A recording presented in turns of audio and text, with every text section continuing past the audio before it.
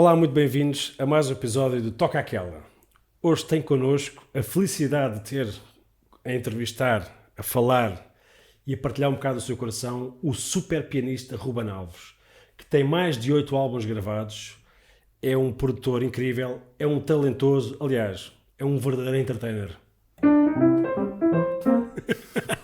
Mesmo.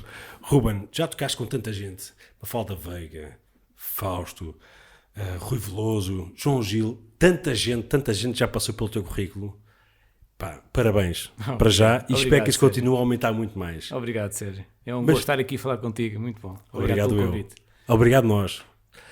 Quando é que a música apareceu na tua vida? Basicamente esteve sempre lá, ou seja, os meus pais eram músicos, não eram profissionais, tocavam na igreja e eu, assim que, pronto, eu e os meus irmãos nascemos, começámos logo com um ambiente musical, com instrumentos em casa e a tocar e a brincar entre amigos e apareceu assim, ou seja, apareceu desde sempre e havia sempre forma de tocar e de partilhar música em festas, em convívios e depois também foi feito um investimento na formação musical, certo, ao longo da infância e da juventude. E pronto, e foi um processo natural. Eu quando me dei conta já sabia tocar e pronto, e depois... Mas tu acabas por nascer, desculpa interromper-te, mas tu acabas por nascer num berço musical. Assim, tu és pianista, o teu irmão Levi é guitarrista, o teu irmão Marcos é baterista, a tua irmã mais nova, a Sarita, é violoncelista, os teus tios são a Zizi e o Carlos, que são cantores incríveis, que tiveram inclusive no shout. O teu pai era inclusive baixista e a tua mãe também era pianista, não é? É isso mesmo, sério. Sabes isso tudo, é verdade. É isso. Serviam bem os jantares que fui lá à casa. Pois é isso. Foi uma coisa natural, não é? A música... Tinha que ser, não era? Sim, nem todos são profissionais, mas isso também não interessa. Certo. Não interessa, não é? No fundo, a expressão musical é que conta. Se fazemos isso de vida ou não, isso... Sim, continuam lá com o bichinho, não é? Claro. E é engraçado, lá está, como tu acabaste de dizer, uns são profissionais ou não. Por exemplo, eu sei que o teu irmão Levi é arquiteto, mas continua a ser um guitarrista para mim do Camandra. Aprendi muito com ele, a vê-lo tocar. Mas o Marcos já é profissional, por exemplo. Pois, exatamente. É engraçado. Mas tu tiveste de ter um clique e os teus pais, que eu sei como é que eles são, tiveram de dizer assim, não, Ruben, tu mesmo queres ser músico, tens de ter o teu cursozinho. Foi ou não foi? Pois, exatamente. Esse também foi um problema porque na altura, quando eu tinha a idade de ir para a faculdade, para o ensino superior, ou seja, o curso de música que havia era na vertente erudita apenas, tanto de composição e de pianista. E na altura eu estava mais vocacionado para a vertente de jazz e não havia cá em Portugal. Certo, na altura não havia mesmo. Ainda tentei, mas isso não foi nessa altura. Não, tive que fazer um outro curso. Então acabei por fazer a vontade aos meus pais e foi bom. Claro que sim. E eles ficaram satisfeitos? Eu também fiquei satisfeito. E tirei Publicidade e Marketing. Claro que depois não exerci, né? Acabei o curso, certo, e continuei a tocar. E acabas por ir depois para Barcelona, não é? Exatamente. Para estudar música, onde lá fazes para mim, tens um dos temas que eu acho incríveis. Foi uma altura muito forte de composição. Porque estava separado para a música, para aprender música. E então fiz muitos temas naquela altura. Estava sozinho e fiz muito. Estás a falar de que tema? Ui, tu sabes bem. Olha, tens aí, por exemplo, A Primeira Chuva. Pois é. Aliás, que está aqui num álbum, que o Ruben tem álbuns de caneco. Pois. Para vocês verem. Então, tem aqui muitos. Por acaso, A Primeira Chuva está aqui, não está aqui nenhum destes. Está nos como. Está aqui. Está aí, está. Está nos volume 2. É esse. A Primeira Chuva, faixa 6. Assim.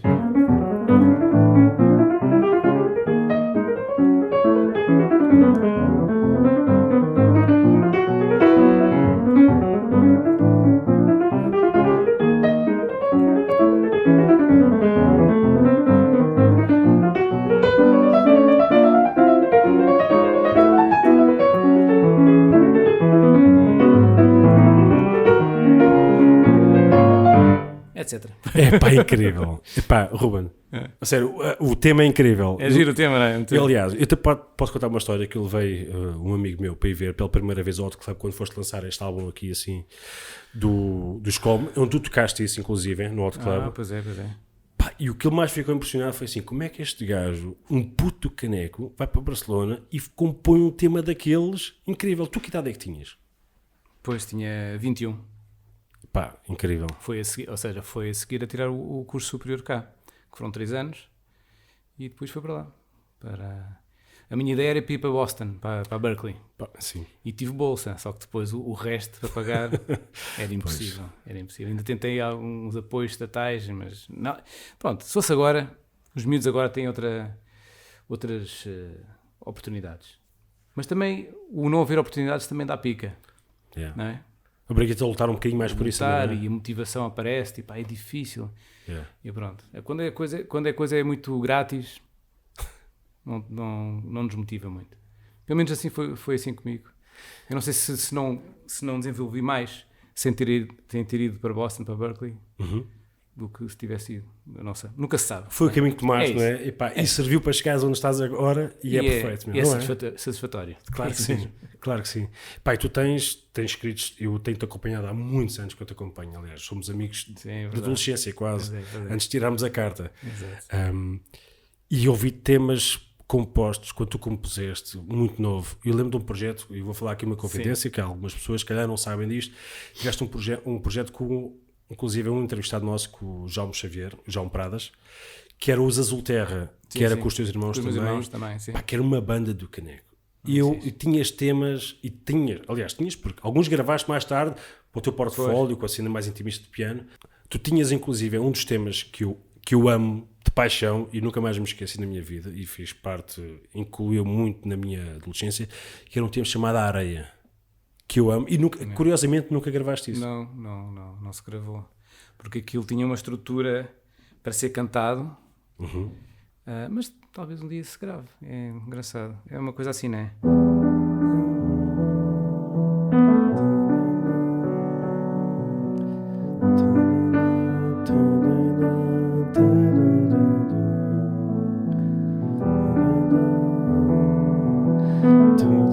É isto, não é? Yeah. E agora eu cantava como se fosse o Jaume, a saltar-me aqui uma veia.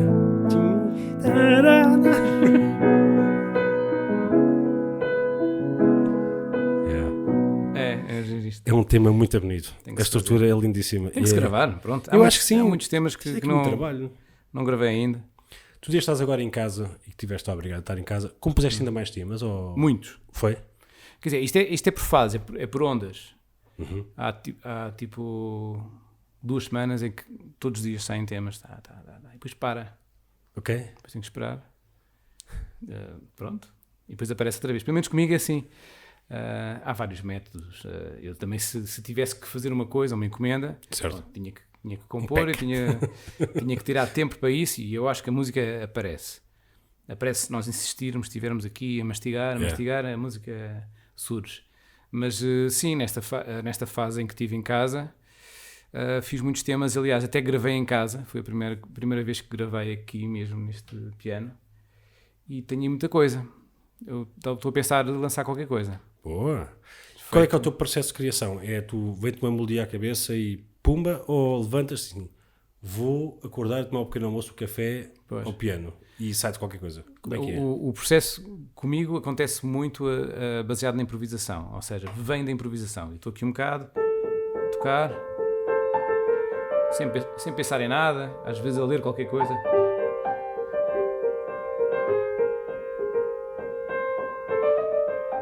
E eu, epá, que giro. E depois escrevo. Ou gravo no telemóvel, quando é mais rápido. E fica ali guardado. Depois vou ouvir. Epá, isto é gira. Vou pegar nisto. Boa. Transcrevo. Pronto, e às vezes o tema é quase como se a música tivesse uma vida própria. Diz, ok, estou a evoluir, segue-me, né? Ou não, depois aquilo, às vezes estou a tentar um tema e aquilo não vai. E guardas? Pronto, guardo nos dossiês em casa.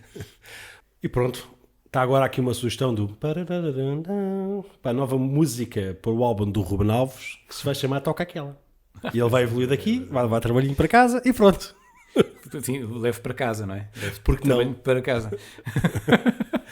Não, então, porque não? Mas, a nível... Sim. Podes evoluir um Quem bocadinho. sabe. Vai lá, mais qualquer coisinha para aí. Um TPC, sim. Depois pode evoluir, não é?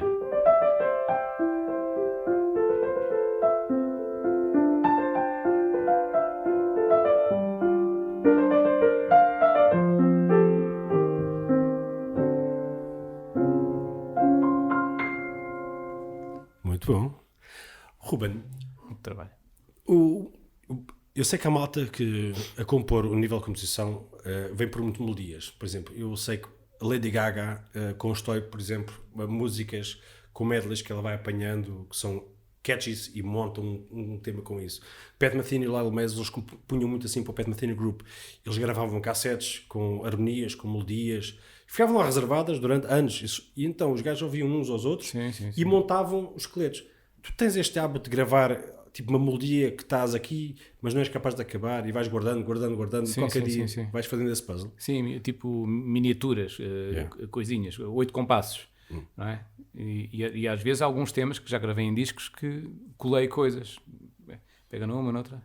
Com tempos diferentes, né? De sítios diferentes. Soube que também o Carlos Paredes também fazia muito isso, fazia retalhos de o alfaiate de músicas, né? Não, é um bom método, sim, tem que se ter cuidado para não ser muito dispar, as coisas estarem ligadas. Certo. Mas como é a própria pessoa a fazer, a linguagem mantém-se e é um bom método. Tu tiveste vários professores de piano, eu sei. Sim. Tiveste a professora Fraga, tiveste aulas também com o Lajinha, com o João Paulo Esteves, tiveste com muita gente. Qual é que foi o primeiro exercício que te ensinaram? Quer dizer, não descurando obviamente cada um deles, da importância que foi deles com a tua evolução, mas o primeiro exercício que te ensinaram a tocar, curiosamente acho que até foi a tua mãe, mas lembras-te das primeiras coisas tipo, que tiveste de mentalizar quando estavas a estudar piano? É complicado, as primeiras não dá para perceber porque é para trás da memória, não consigo entender. Tenho alguns flashes das aulas de piano na Academia Santa Cecília, com a Fátima Fraga, com o José Bom de Sousa e o que eles diziam, as coisas. Lembro que uma vez em casa dos meus avós, a minha tia Zizi explicou-me os acordes, como é que ela tocava na igreja e eu lembro-me disso, de estar ao piano com ela a explicar. Isso foi uma altura, foi um acontecimento importante, marcante. Depois nas aulas de jazz, ou seja, o que aconteceu é que eu na academia, quando tinha aulas de clássico, música clássica, eu não estudava muito. Ia sempre para os pianos improvisar. Sim, e não estudava o Bach, nem Mozart, e aquilo tinha mais notas a piano. Era mesmo isso que acontecia. Mas tu mesmo assim acabaste o conservatório com uma média de 19. Como é que é possível? Então eu vou explicar a história. Foi muito gira a história. Então, durante esse período, antes da adolescência, na infância, os professores não gostavam de mim. Não gostavam mesmo, que eu não estava. Então eu andava a passar de professores em professores. Sério? E até tive uma professora que me disse que eu não tinha jeito nenhum para a música, que é uma coisa... Hoje em dia sou músico, não é? Exato. Mas pronto, não sei. Se calhar picou-me, se calhar foi uma coisa pedagógica para isso. Vai, força. Mas pronto, aquilo virou ao contrário e eu no meio desses professores todos apanhei um professor substituto que estava lá a dar umas aulas durante uns meses e esse professor foi o clique. Okay. Ou seja, eu apanhei-o no intervalo a tocar uma blusada.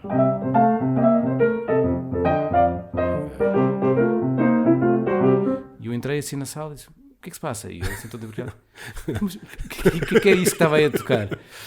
E pronto, ele deve-me explicar. E pronto, era o António Manuel Neves da Silva. E ele era pianista de jazz e também era pianista clássico. Que ele depois explicou-me devagarinho todas as aulas que para tocar blues eu teria que... Blues e jazz. O blues, se calhar não. Mas blues e jazz eu teria que aprender a música clássica. A base, não é? E eu disse, então vamos a isso. e comecei a estudar, foi a partir daí que comecei a estudar piano.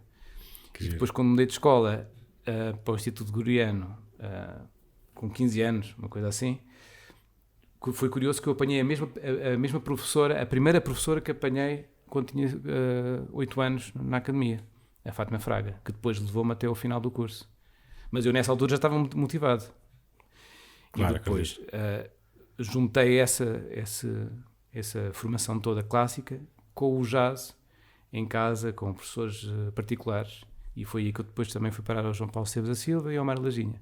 O que eles, se me diz assim, algum exercício que eles tinham dito que tinha sido marcante, eu acho que o que foi mais marcante para mim foi vê-los a tocar, ver as mãos deles, ou seja, aquilo teve tanto impacto e motivação na minha vida, não foi tanto as malhas ou os exercícios que eles me passaram, foi vê-los a tocar. E olha, tu inclusive tens uma história, ainda bem que estás a falar nisto, e falaste, por exemplo, agora de João Paulo Esteves da Silva. Sim. E tu tens este álbum que para mim é dos meus preferidos desde sempre, está na minha discografia. Já mandei álbuns destes para os Estados Unidos. É o primeiro. Que é Clara Madrugada, tens álbuns aqui incríveis, que foi o primeiro que tu escreveste, tinhas aqui que foi nessa altura. Eras um puto. Ainda és, mas pronto. Exato. Tu tinhas aqui... Exato. Somos os dois. Tu tens aqui temas que eu adoro, que fazem parte de ti, mas tu contas aqui uma história, ao fim e ao cabo, de um fado. A primeira vez que escreveste um fado ao piano. Sim. Não é? Sim. Gera-me parecido com o fado. A tua agora, versão do fado no momento, exato, não é? Quer dizer, claro. a tua interpretação no momento. Queres falar um bocadinho sobre isso? Que eu acho que a história é engraçadíssima. Não me lembro bem da história. Eu vi-o a tocar, não é? Ele foi lá à minha casa. João Paulo Esteves. Foi uma aula que normalmente é na casa do professor, não é? Certo. Mas naquele dia ele veio à casa dos meus pais, no Lumiar ainda, ele foi lá e depois fiz essa pergunta. Então, mas o fado, por exemplo, dá para fazer no piano? E eu, sim, e tocou um tema, eu não me lembro que tema que foi, mas isso impactou tanto que depois foi-se embora e eu não fiquei a estudar nada dos exercícios, fiquei horas e horas a compor uma espécie de fado.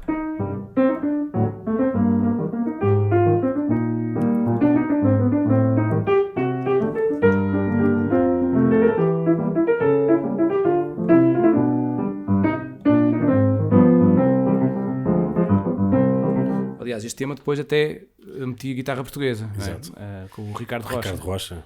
E há pouco tempo toquei com o Ângelo Freire, este mesmo tema, num concerto em Castelo Branco, e ele, incrível, foi mesmo espetacular. É genial. Aliás, tu neste álbum, inclusive, tens aqui a participação do Ricardo Rocha. Que foi gravado nesse disco, exato. Está aqui uma fotografiazinha dele, aqui assim, para verem que não é mentira. Exato. A tocar, incrível. Incrível. Sim, um tema da... E depois tocaste mais tempo, também com os Como, também já fizeste isto, com o teu quinteto, também tiveste um quinteto, também tocaste isto. E com os Ficções, com o Dudas, também gravámos este tema. Também. Este tema está... tem rodado, tem marcado, mas é giro. Já em 4 discos. É engraçada a história dele, a interpretação como tu vês do fado, digamos. Saiu bem. E depois também não é isso, é o tempo. O tempo, se calhar passei uma tarde inteira, não é?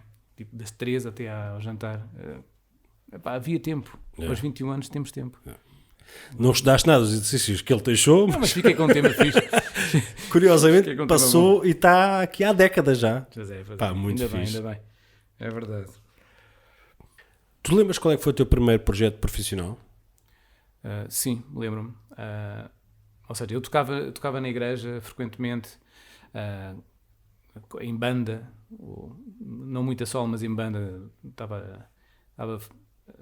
tocava muitas vezes, frequentemente. Mas depois, o primeiro projeto que apareceu foi relacionado com isso, foi a Sara Tavares e o Shout. Pronto, eu tinha 18 anos nessa altura. Eles precisavam de um segundo teclista e pronto, eu ligo ao Ani Fonseca. Estás interessado? Eu, claro. Então, e pronto, foi o meu primeiro recibo verde. Primeira vez que ganhei dinheiro na música. Muito bom. Exatamente, aos 18 anos. E pronto, tem sido assim até hoje.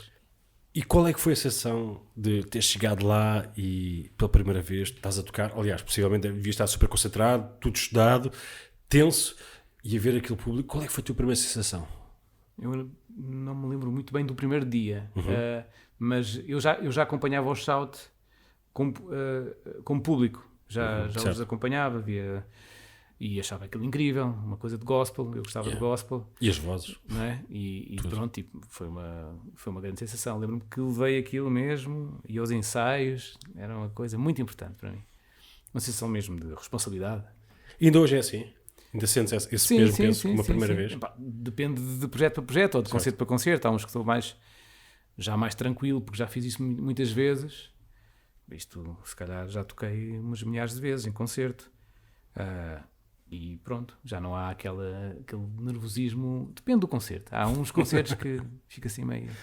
Sim, mas Ruben, tu com tantos anos de vida e de estrada a gravar e a tocar, de certeza que tens histórias engraçadas que se passaram contigo a tocares ao vivo. Conta uma história disso que seja engraçada, que se tenha passado contigo. Sim, há sempre coisas engraçadas. Para já são muitos concertos, eu não me lembro assim muito bem de tudo. Há aquelas coisas de partidas de estrada, não é? Certo. Normalmente no final da turnê, lembro-me que, por exemplo, quando acompanhei foi na Operação Triunfo, exatamente.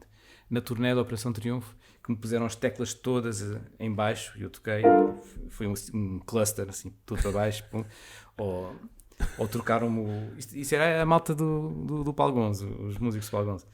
Trocaram-me os pedais, não é? De chegar uma pessoa a tocar o pedal do teclado e ficar tudo a soar, coisas assim. Houve uma coisa no Maria Matos que foi muito engraçada, foi uma partida muito, muito gira. Eu fiz a direção musical do musical O Cabaré. Ok. Então, a banda do Cabaré ficava em cima numa varanda. Eu estava de costas, estava no piano vertical e o público atrás de mim. Então eu tinha um ecrãzito em que via os atores no palco, estava a ser filmado por uma câmara lá da plateia. Então os atores deram-se ao trabalho vieram à tarde, sem eu saber, e filmaram coisas malucas, a representar coisas muito afora, já não me lembro bem, entrar em palco, a sair, e depois no ao vivo dispararam aquilo e disse, o que está a acontecer? Como é que é possível? Toque, não toque? Toda a gente já sabia. Isso é muito bom. É gira. Mas há mais coisas. Eu, por acaso, confesso, fiz uma partida muito gira com o Bruno Dur, que é um músico que já tocou também com a Ória, quando nós estávamos a ensaiar. E esta tem muita piada. Eu combinei com a banda, nós estávamos a tocar e disse à malta, pessoal, ele teve que sair para ter um telefonema, ele era o diretor da banda, e disse à malta toda, pessoal, isto éramos para aí aqui, 15 músicos, vai tudo tocar meio tom abaixo. O mesmo arranjo, tudo meio tom abaixo. E ele estava a tocar teclado. Então, dispara, 1, 2, 3, começa tudo a tocar, e o gajo era o único que estava meio tom abaixo. E ele estava a tocar certo, nós é que estávamos a tocar meio tom abaixo, e ele estava a tocar no tom certo. Sim, e o gajo começa a tocar. Claro. Pronto, quem é que mexeu o meu teclado? E a malta, não. Vá, 1, 2, 3. E o gajo disse... Epá, foi incrível. Muito há piadas muito engraçadas. É. Um gajo pode fazer realmente. É verdade, em estrada, nos concertos há sempre uma boa disposição. Tu tens vários teclados. Aliás, o piano acaba por ser uma referência tua. Mas sei que também tocas, por exemplo, concertina, ou acordeon ao vivo, faz uns números. Eu lembro como a Mafalda Veiga, quando foi a primeira vez que eu te vi assim a tocar numa cena mais ao vivo mesmo, no espetáculo, fazias um númerozinho com ela. Sim, com o Carminho tocava muito o acordeão. Tu achas piada esses momentos? Tu tens prazer naquilo? Gosto. É? Gosto. E no Rui Veloso também toca acordeão. Mas na Carminha que toquei, acho que foi assim o meu ponto forte no acordeão. Eu não sou acordeonista, atenção. Certo. Por exemplo, eu só toco a mão direita, que é onde tem as teclas. Sim, a mão esquerda... e decoras um bocado ali os acordes e daquele lado. Eventualmente, pois. Exato. Mas se te lembrares. Não sei muito bem fazer aquilo. Ou seja, a minha limitação no acordeão, eu acho que às vezes também se torna uma vantagem. Porque, ou seja, como não consigo tocar muitas coisas, acabo por dar mais espaço e no fado aquilo funciona bem, etc. Mas é uma coisa que eu tenho muito gosto em fazer. Não... E a nível e tocar teclados também. Certo, a nível de sons, é isso que eu entrar por aí. Tu tiveste um piano vertical em casa e quiseste estudar, os teus irmãos também. Eu cheguei a estar com ele e cheguei a compor temas, inclusive, com o teu irmão Marcos em casa, na vossa casa. Ele ficou com esse piano. É? Ele tem esse piano. Fixe. Piano vertical. Está afinado, espero eu. Mas eu recordo que tu tiveste na altura uns Rolands, uns XPs, 80, depois tiveste vários teclados, agora tens os Nords, normal, depende também dos sets. Pois. Qual é que é onde é que acaba por ser o teu som que tu estás em casa? É no teu piano clássico ou é quando estás a experimentar cenas diferentes nos teclados diferentes? É no piano. É no piano. É a tua casa, não é?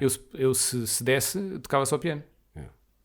De vez em quando, para brincar, ia tocar um Rhodes ou um Hammond. Eu gosto muito, ou acordeão. Mas onde eu gosto mais de estar é a tocar piano. Piano acústico. Piano acústico. É a tua casa, não é? Sim.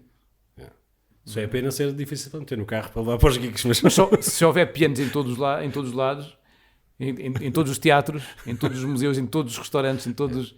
Pronto. Está resolvido, não é? Em todos os cinemas, em todos os museus, pianos em todo lado. Eu sei que é difícil, é dramático. Claro que sim. Estou a brincar.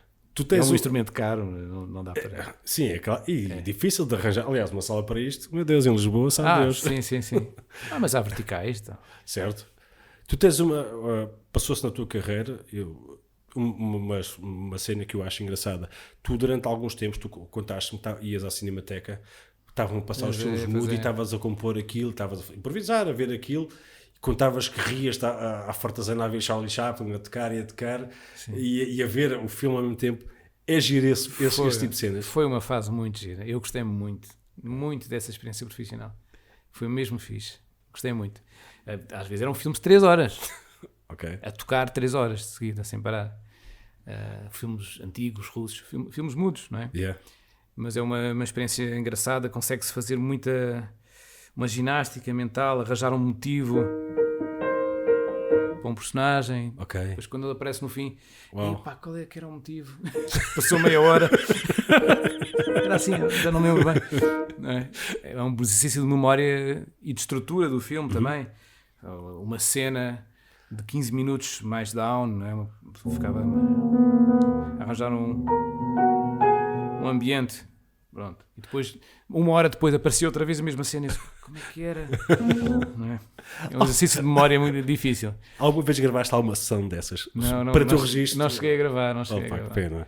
Pois é. Aliás, porque aquilo é um concerto único, completamente. E tu estavas a ver aquilo e estavas a compor ao mesmo tempo. Depois, mais ou menos uma coisa parecida com isso, participei com um grupo de improvisação de teatro. Okay. Eram os improváveis. Pois foi. E então eles estavam a improvisar, a fazer long form, que é ou seja, não é sketches pequeninos de improvisação, é uma história inteira com várias cenas, tudo improvisado, de 3 atores, e eu a improvisar a música sempre.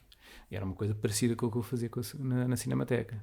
Epá, mas esses momentos têm que ser gravados. São momentos únicos. É giro, não é que vais obviamente aproveitar alguma coisa ali que passam e que não interessa. Não, a piada daquilo é ter sido improvisado. Yeah.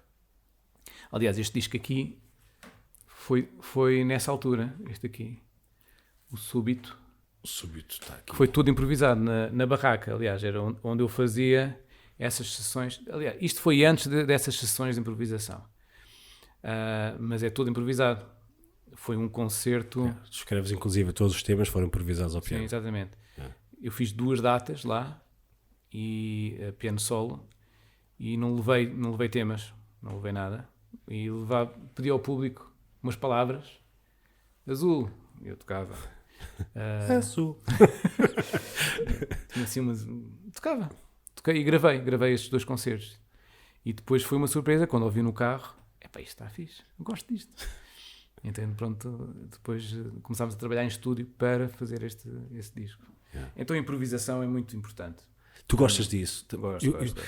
Eu recordo-me de um projeto que acabou por não ir muito para a frente, que eram improvisos, que era uma cena que tu gravavas no Speakeasy, onde convidavas músicos e ias improvisando. Mas gravaste algumas coisas. Gravei. Eu cheguei a ir assistir ao vivo a alguns deles. Lembro que o João Maló, por exemplo. Sim, com o Du também. Com o Du. Coisas engraçadas. Lá está, mas o teu conceito já estava aí e já vinha muito atrás. Pois é. Mais uma vez estamos a falar no Speakeasy. Incrível. O Gil do Carmo qualquer dia tem que pagar isto. Já se falou. Eu toquei com ele há pouco tempo, com o Gil do Carmo. E disse-lhe, olha, o Speakeasy foi um momento cultural importante para a malta sem dúvida em Portugal. Da nossa idade.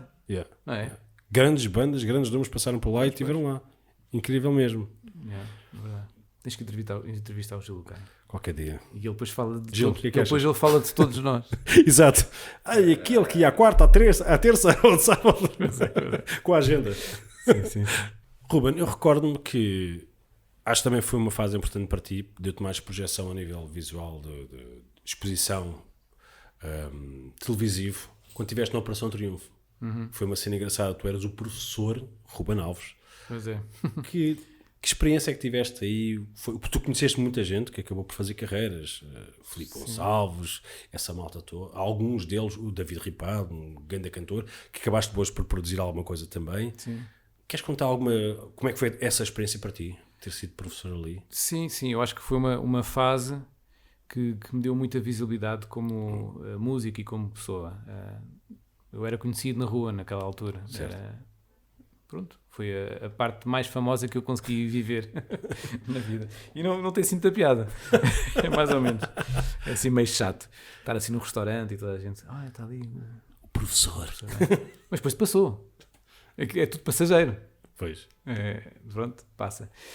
Mas o que foi mais importante, não só conhecer os alunos na altura, concorrentes, não é? alunos concorrentes, que depois cresceram, alguns ficaram na música, outros não, isso foi muito interessante, mas também o público todo que estava a ver aquilo, nomeadamente os artistas e cantores que viam aquilo. Como é um programa de música muito impactante na televisão portuguesa, eu senti que o mercado todo estava a ver aquilo, e foi aí que eu conheci muita gente, inclusivamente o Rui Veloso, que depois acabou por me convidar anos mais tarde, e já estou há 12 anos com ele a tocar. E que essas coisas, umas dão outras.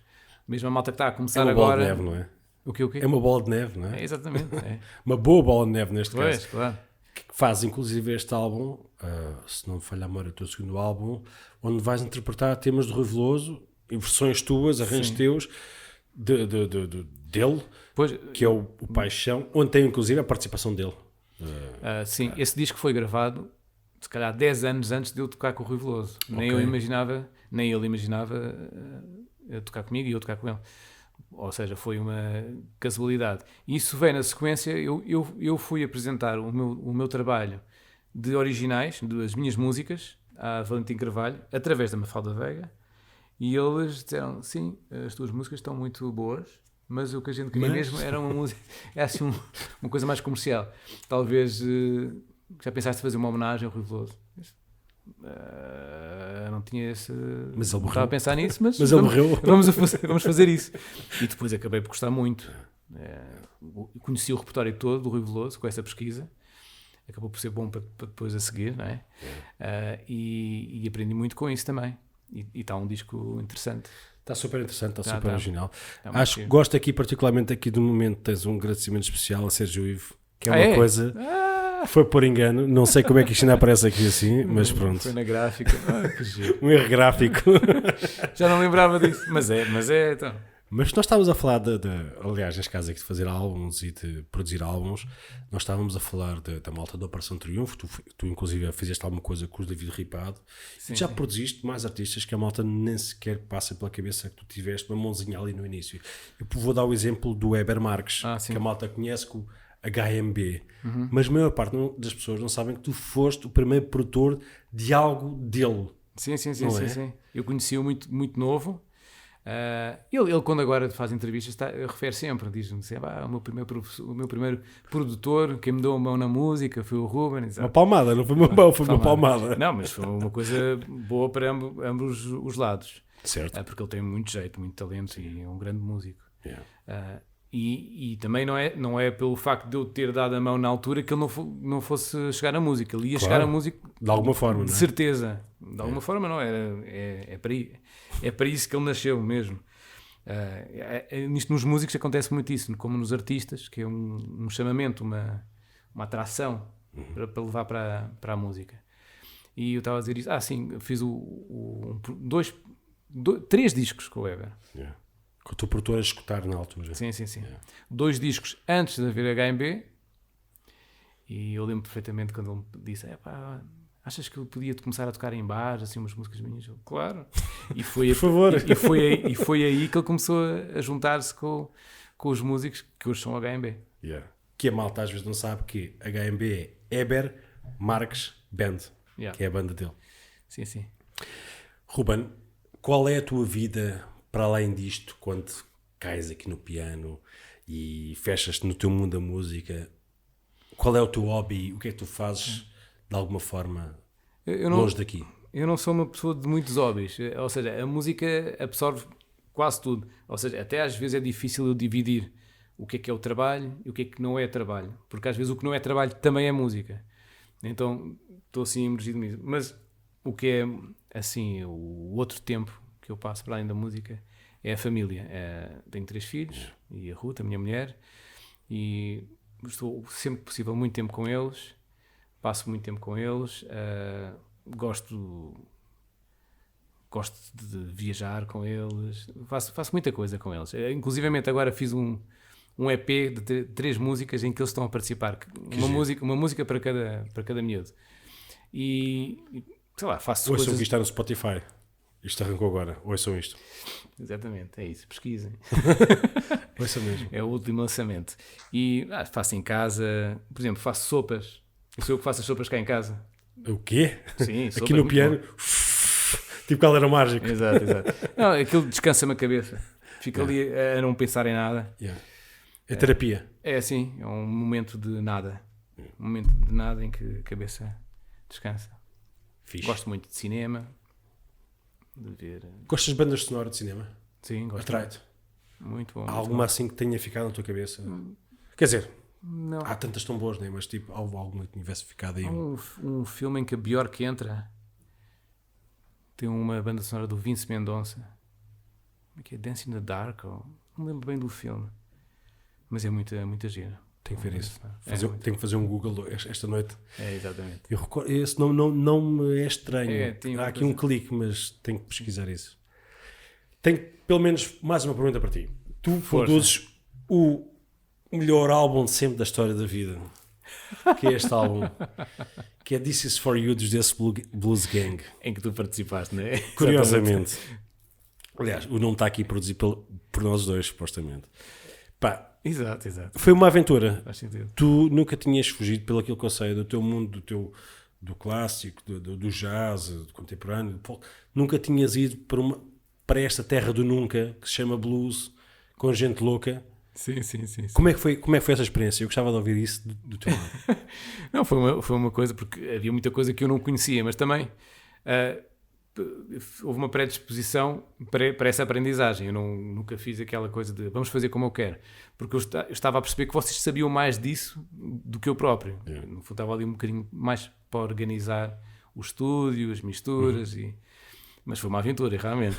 Não vamos falar de pormenores, mas foi... Do princípio ao fim. 2 anos a ser feito, não foi? Para aí. É pá, mas foi muito giro. Foi giro, olha. Foi gravado na altura no estúdio do Fingers, com os Sim, através de Luciano. Yeah. Foi uma grande aventura. É verdade. Foi muito giro. E depois vocês fartaram-se de tocar. Foi muito Pois bom. foi, fizemos muitos concertos, aliás. Aliás, nós fizemos as FNACs todas e fomos o CD de blues na altura. Sim. Blues português que mais vendeu na altura. Agora, entretanto, a malta saiu disto há algum tempo, mas nem Sim. sei. Mas na altura vendemos que se farta. Porque já não existe a banda. Vocês continuam ou não? Continuamos. Ah, é? Continuamos. Cada um no seu lado, mas sim, continuamos. Agora vou começar a fazer perguntas. Então diz-me uma coisa. Como é que começou essa banda? Eu tenho projetos para o futuro, sério. Exato. Agenda, qual é a tua agenda? Ruben, diz-me o nome do músico que já não sei quanto entre nós e tu gostarias de ter conhecido ou tocado. Ou seja, Miles Davis. Uau. Sim. José Avinu. ou os Avinu. Há assim referências, não é? Dos que já não estão cá. Os que estão cá, mas que já não toca, por exemplo, o Keith Jarrett, que tem o disco dele, Yeah.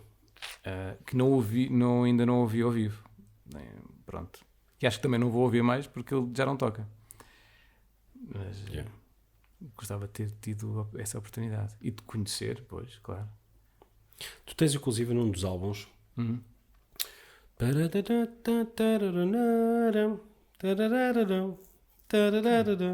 Tu estás a fazer um solo de piano e cantas as notas, tal como ele fazia.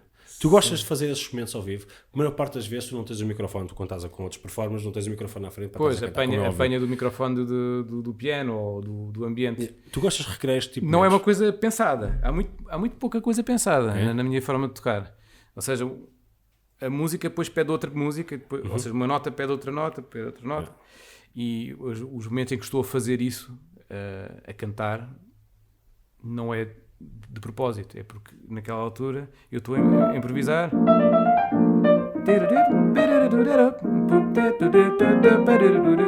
Ajuda um bocadinho o fluir das notas e a respiração. Por exemplo, os pianistas não costumam respirar, não é? É cansativo. Se uma pessoa estiver a cantar, tem que respirar. Lá vai esse diafragma. Lá vai esse diafragma. E as ideias aparecem mais, em primeiro lugar, na cabeça para cantar do que para tocar. Yeah. Ruben, tu como músico que és, e toda a gente conhece como músico, o professor, o artista, já tocou com tanta gente, conhece tantas músicas, quando vais a algum lado, certamente que alguém te pergunta, olha, está cá o Ruben hoje, alguém vai tocar aqui uma pianola para nós, e dizem, olha Ruben, toca qualquer coisa, olha, toca aquela. O que é que tu farias? Lembras-te de alguma coisa? E eu por aí vou-te pedir, toca aquela.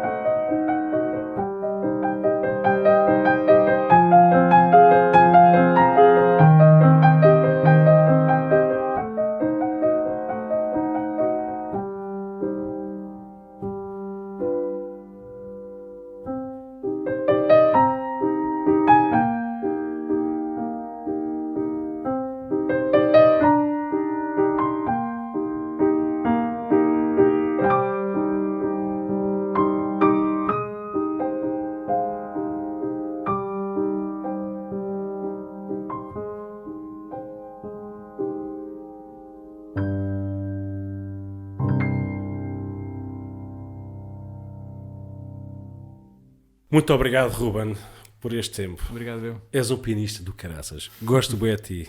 Amigos há tantos anos e é sempre bom termos cada vez mais estes momentos de conversa.